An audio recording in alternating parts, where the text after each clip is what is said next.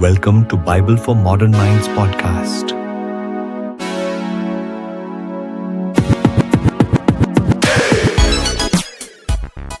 Welcome to the debate. Today really dives deep into this revolutionary assertion that the connection between the divine creator and humanity is fundamentally relational. It's an idea that moves far beyond the traditional framing of a ruler and a subject, and instead it presents a God who actively seeks genuine, intimate companionship. Right. And that framing of divine intention is incredibly compelling. But it really forces us to confront an intellectual and, I guess, a semantic challenge. If we accept the premise of an infinite, perfect being engaging with a finite, flawed one, is the word friendship, a term rooted in our human experience, implying reciprocity and, shared power, is that the right or even the responsible descriptor? Precisely. So the central question before us is whether the term friendship adequately describes this profoundly asymmetrical bond, or if we should be using a more precise framework, something like transformational companionship. I hold that the relationship, defined by these practical elements of honesty, trust, and shared existence, really does meet the essential criteria of friendship, a connection made possible entirely by God's radical initiating love. And I, conversely, would maintain that the sheer requirement for the human partner to perform this radical vulnerability, that total, costly surrender of ego and control, and the inherent, unbridgeable asymmetry in power, well, it fundamentally elevates this bond beyond typical friendship.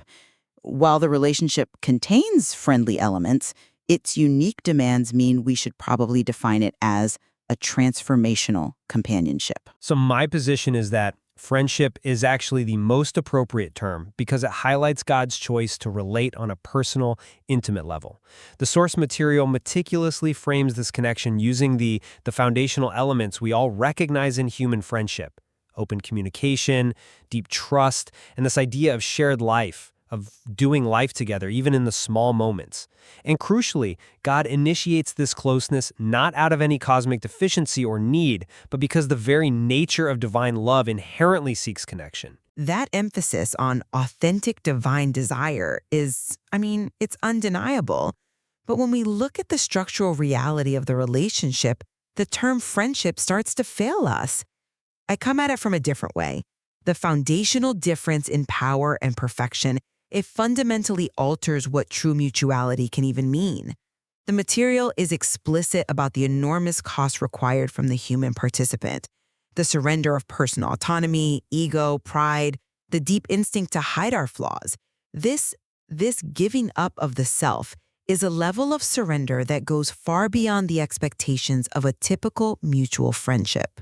But isn't the willingness to be truly naked before another, emotionally and spiritually, isn't that the absolute pinnacle of human friendship?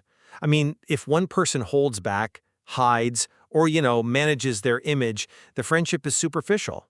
God asks for complete honesty, and that honesty is the price of true intimacy. Honesty is necessary, I'll grant you that. But the function of the relationship is where the definition splits. The material describes God healing profound emotional wounds, growing character, and systematically reshaping human identity to align with the divine nature. This implies a function we might call, restorative mastery. The repair and betterment function comes entirely from the divine side, not ours. Human friendship accepts you as you are. Transformative companionship accepts you as a project. A deeply loved project, yes, but a project nonetheless. And that leads us directly to our first contention: the role of imperfection versus the goal of transformation.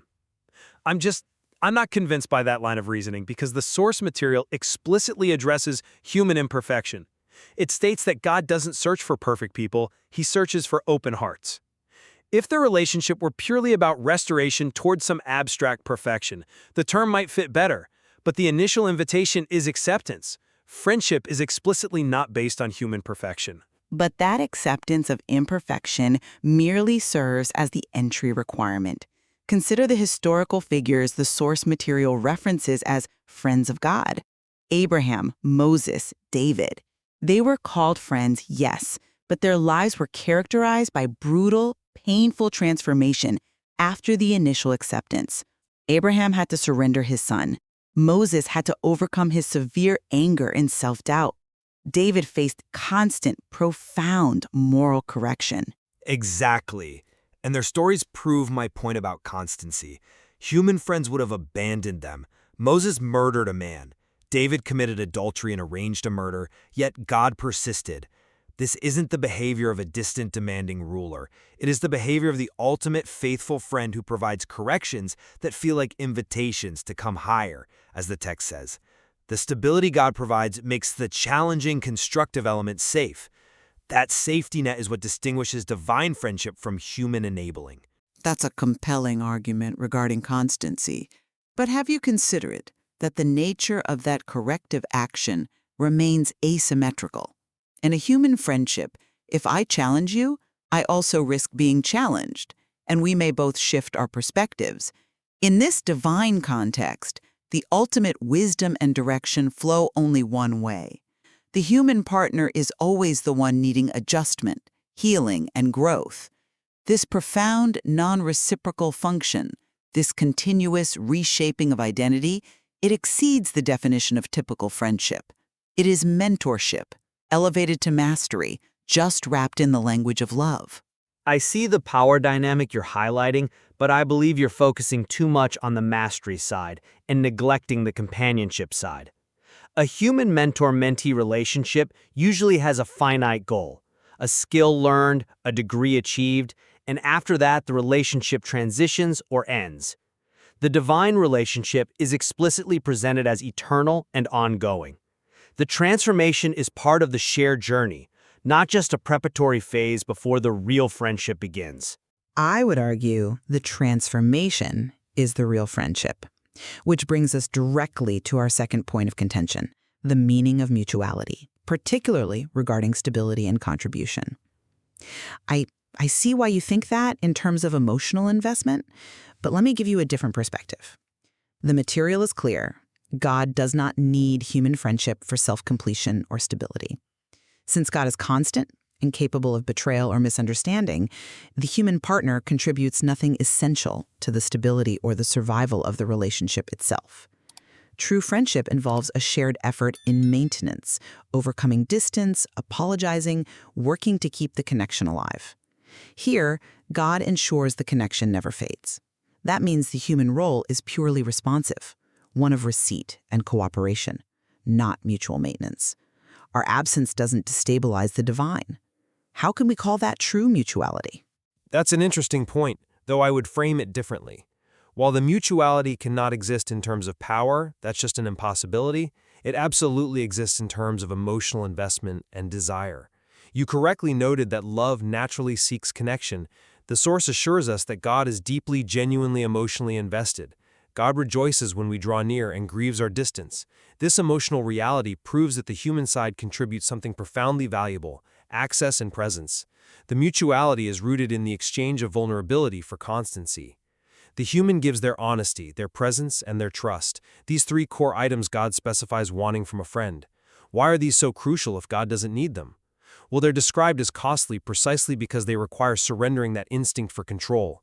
The human partner gives the one thing God desires but cannot simply take: an open, freely offered heart. That giving of honest access forms the essential basis of mutuality within this unique bond.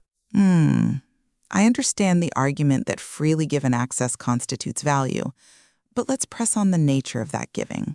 The source material suggests that the human longing for this connection is itself an echo, a divine whisper embedded in the soul.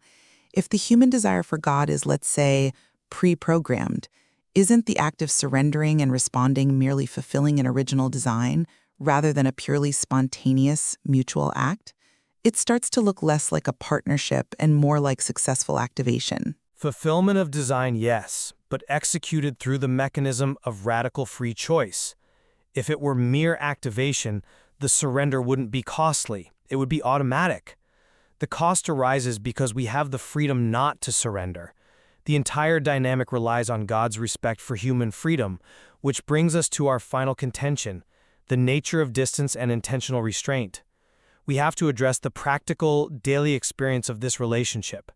The source material emphasizes that friendship with God is maintained through daily awareness, tuning the heart to God, and raw, unfiltered honesty.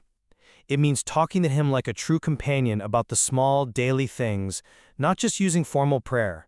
The material even describes silence, which can feel like distance, as a necessary element that builds patience and depth, just like in any sustained, intimate human companionship. I'm sorry, but I just don't buy that the daily practice of awareness overcomes the necessary structural asymmetry that's enforced by the divine. The source reveals a profound paradox. God often feels distant not due to human failure, but because He intentionally reveals Himself gently, in whispers, not shouts. If the infinite fully asserted its presence, the overwhelming nature of that reality would simply negate human freedom. If God forced presence, if the relationship were instantly and overwhelmingly immediate, it would become domination, not friendship. This unique, deliberate withholding of infinite power is a theological necessity required to preserve our freedom. This differentiates it so sharply from human friendship, where presence is usually immediate and assumed, and where friends are relatively equal in their capacity to perceive one another. But that restraint is the ultimate sign of respect. It's the establishment of boundaries necessary for any healthy friendship, just magnified to a cosmic scale. God doesn't need boundaries, we do. By respecting our finite capacity, God demonstrates a companionship based on honor, not coercion. It is honor, but it's also a structured, staged process. The material shows that this bond is actively built through stages, starting with curiosity, moving through awareness and openness, building to trust, and finally reaching commitment. This entire structure, where the infinite must carefully measure its appearance to avoid collapsing the finite partner, suggests a relationship operating under unique, non-reciprocal rules of engagement. This intentional gentleness, this necessary structural protection, it just mandates a term like transformative companionship. While acknowledging that this relationship carries an undeniable weight and function that transcends typical human bonds, the radical surrender, the cost of control, I return to the sheer, beautiful humility of the term friendship. The defining features of intimacy, sustained companionship, and profound emotional investment, all based purely on God's willingness to stoop, make friendship the most appropriate and profoundly powerful descriptor. It captures the truth that the Creator desires closeness more than ceremonial compliance. This whole debate highlights a significant tension. The term friendship, while deeply appealing and revolutionary, it risks diminishing the unique, radical, and costly nature of the relationship, which requires constant transformation and is sustained entirely by God's perfection. Precision suggests the term emphasizing surrender and reconstruction is more accurate, yet I can see the power of the word friend lies in its revolutionary implication, that the infinite seeks intimacy, offering us a profound invitation we must grapple with, regardless of the label. Ultimately, the source material forces us all to fundamentally rethink the nature of connection. It provides deep insight into the complex reality that there is a relational longing in the human soul that perfectly corresponds to an initiating, desiring love from the divine. And exploring that profound interplay between divine perfection and accepted imperfection, between ultimate stability and required surrender, offers crucial insight into how commitment is built and sustained over time, inviting us all to explore the various stages of that companionship further.